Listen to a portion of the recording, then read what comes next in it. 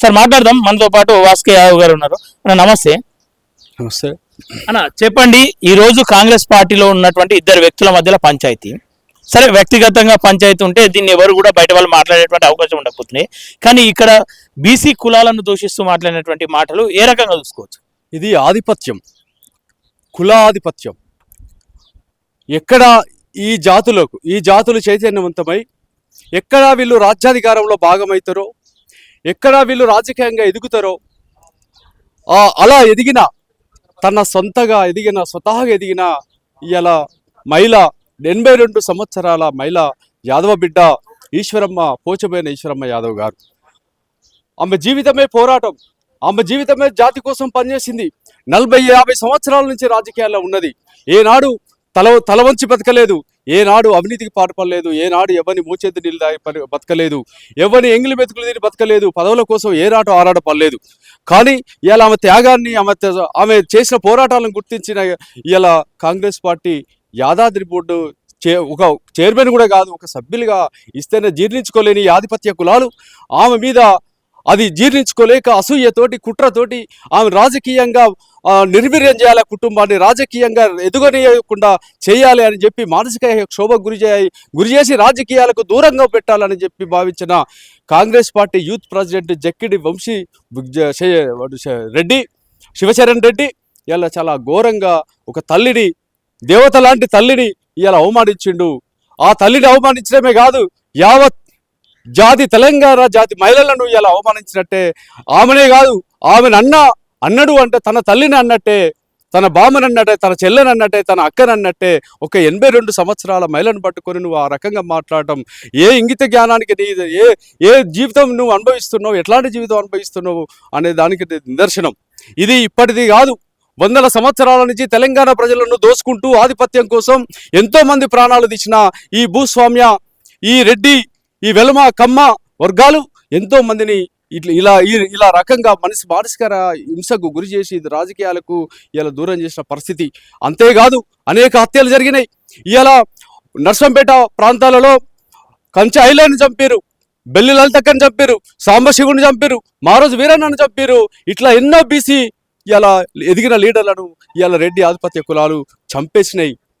అందులో భాగంగానే ఇలా ఈశ్వరమ్మ యాదవ్ కుటుంబాన్ని కూడా ఇవాళ ఈ ఎల్బీ నగర్లో మా రెడ్డి ఆధిపత్యమే, మేమే శాసించాలి ఈ ఎల్బీ నగర్ని అనే ఉద్దేశంతో భాగంగా ఒక బీసీ బిడ్డ ఇలా స్వతహాగా ఎదుగుతూ రాజకీయంగా ఎంతో పెద్ద ఉన్నత స్థానానికి ఎదిగిన దాన్ని జీర్ణించుకోలేని రెడ్డి ఆధిపత్య కులాలు ఆమెను మానసిక క్షోభ చేసి రాజకీయాలను దూరంగా చేయాలనే కుట్రలో భాగంగానే ఈ రకంగా మాట్లాడడం జరిగింది.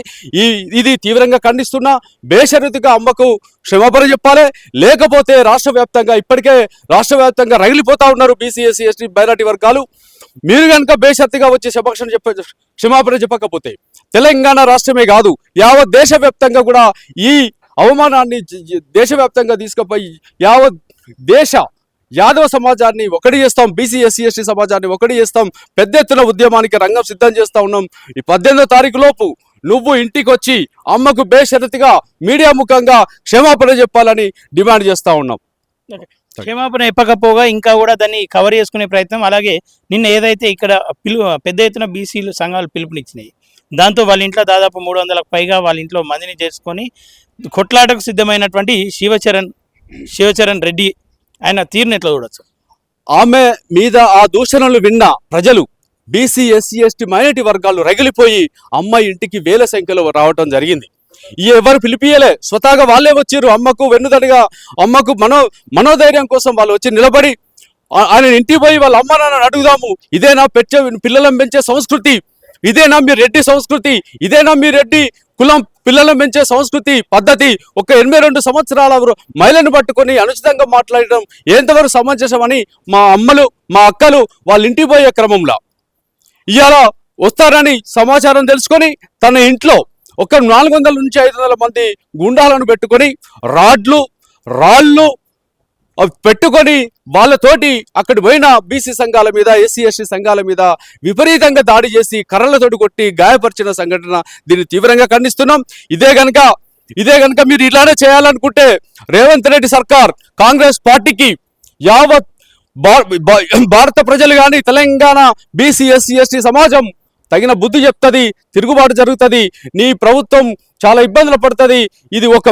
ఇది జరగకుండా ఉండాలంటే ఇమ్మీడియట్ గా నువ్వు స్పందించి ఆ వ్యక్తి మీద క్రమశిక్షణ చర్యలు తీసుకోవాలి. యూత్ ప్రెసిడెంట్ నుంచి డిస్మిస్ చేయాలి, పార్టీ నుంచి సస్పెండ్ చేయాలి, అమ్మకు బేషరతుగా క్షమాపణ చెప్పాలి. 18వ తారీఖు వరకు ఇది జరగకపోతే తర్వాత కార్యాచరణ తీసుకొని పెద్ద మొత్తంలో ఉద్యమం చేయడానికి యావత్ బీసీ సంఘాలు సమాయత్తమవుతున్న ఎస్సీ ఎస్టీ బీసీ మైనారిటీ వర్గాలు అందరినీ కలుపుకొని పెద్ద ఉద్యమం తీసుకొస్తాం. చాలా ఇబ్బందులు పడతావు, ప్రభుత్వానికి కాంగ్రెస్ పార్టీకి చాలా ఇబ్బంది అవుతుంది, అధికారం కోల్పోయే పరిస్థితి వస్తుంది, ఇంకోసారి అధికారం రాకుండా కూడా మేము కంగణం కట్టుకొని పనిచేయాల్సి వస్తుంది. హెచ్చరిక చేస్తున్నాం. మీరు చెప్పండి, ఏంది మీ అభిప్రాయం? మా అభిప్రాయం ఏంటంటే మేము బీసీ సంఘాలుగా ఒక యాదవ జాతి, మేము కూడా యాదవులుగా ఒక యాదవ బిడ్డగా ఆమె ఒక 40 సంవత్సరాలు 50 సంవత్సరాల నుంచి ఈ ఎల్బీ నగర్ చుట్టుపక్కల ప్రాంతాల్లో ఆమె పేరు వినని వారు చూడని వారు ఉండరు. పేద ప్రజలు కానీ వలస వచ్చిన ప్రజలు కానీ ఏదైనా సమస్య వచ్చి పోలీస్ స్టేషన్ల సమస్య కానీ ఏదైనా ప్లాట్ల సమస్యలు కానీ ఏదైనా వచ్చినప్పుడు ఆమె దగ్గర కూర్చోబెట్టుకొని పరిష్కారం చేసిన ఎన్నో లక్షల మంది ఉన్నారు. ఆమె రాజకీయంగా కూడా ఆమె ఎక్కడ ఆధిపత్యం ఏం కొనసాగించలే. ఎవరన్నా నా పార్టీలు ఆమెకు ఆ గౌరవాన్ని ఇచ్చేది. అంతకుముందు కర్మన్ఘట్ ఆంజనేయ స్వామి చైర్మన్ చేసినప్పుడు కూడా సుధీర్ రెడ్డి గారు బీఆర్ఎస్ పార్టీ ఆమెకు అవకాశం ఇచ్చింది. ఇప్పుడు కూడా రేవంత్ రెడ్డి గారు మల్కాజ్గిరి ఎంపీగా పోటీ చేసినప్పుడు ఓహో అక్కకి ఇంత బలం ఉందా అని చెప్పేసి అక్క అని ఆయన ముఖ్యమంత్రి అయినాక ఒక బోర్డు నెంబర్ ఇచ్చాడు, అంతే కదా, సభ్యురాలుగా ఇచ్చారు. ఆ సభ్యురాలుగా ఇచ్చిన తరుణంలో ఇక్కడ స్థానికంగా ఉండే ఈ జక్కిడి శివచరణ్ రెడ్డి అనే యూత్ ప్రెసిడెంటు, రాష్ట్ర యూత్ ప్రెసిడెంటు అది ఓర్చుకోకపోగా పైగాల మనవడు కూడా కార్పొరేటర్ ఈశ్వరం మనవడు కూడా కార్పొరేటర్గా పోటీ చేయాలని సంసిద్ధ అవుతున్న తరుణంలో ఇటువంటి వ్యాఖ్యలు చేయడము, మీకు పార్టీలో ఏమైనా సమస్య ఉంటే ఫోటో సమస్య ఉంటే మీరు పార్టీలో తెలుసుకోవాలి. కానీ అంత పెద్ద 82 ఏళ్ళ ఆ పెద్దమ్మను పట్టుకొని ఆమె మీద అనుచిత వ్యాఖ్యలు చేయడము, పైగా మళ్ళీ క్షమాపణలు చెప్పకపోవడము, అది ఎంత అహంకారం అంటే ఇది ఆధిపత్య అహంకారం కిందకే వస్తుంది. దాన్ని మరి కాంగ్రెస్ పార్టీ మరి చర్యలు తీసుకోవాలి. ఆయన మరి సస్పెండ్ చేస్తారా, లేకపోతే పార్టీ మీరు బహిష్కరిస్తారా, మీరు ఏం చేస్తారో మరి మీరు ఈ బీసీ కులాలకు కానీ ఈ బహుజన కులాలకు కానీ మీరు కాంగ్రెస్ పార్టీ దూరం చేసుకుంటారా అనేది మేము ప్రశ్నిస్తున్నాం. ఓకే, ఇది ప్రస్తుత పరిస్థితి. చాలా మంది కూడా సరే లోపల చూడొచ్చు, ఈశ్వరమ్మకు మద్దతుగా చాలా మంది కూడా పెద్ద ఎత్తున రావడం జరుగుతుంది. దాదాపు 2-3 రోజుల నుండి ఇక్కడికి చాలా మంది మద్దతు తెలుపుతూ వస్తున్నటువంటి తరుణం కనిపిస్తూ ఉంది. దేనికోసం క్షమాపణ కోరేంత వరకు ఖచ్చితంగా ఈ పోరాటం ఆగదని చెప్తా ఉన్నారు.